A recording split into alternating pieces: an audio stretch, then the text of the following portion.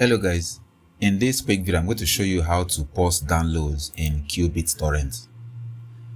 If you can see right here, there is no option to actually pause a download. If you right click on your download, you can only see stop, force start, remove and other options.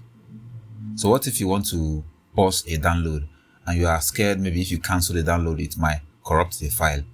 In this video I'm going to show you how to pause a download in qBittorrent. Now for the shortcut, what you have to do is to click on Ctrl+Shift+P. As you can see right here, the download has been paused. If you check the top left corner, it has been paused. So what if you want to resume? You have to hold Ctrl+Shift+S and it will resume the download. That's all for this video. See you guys in the next one.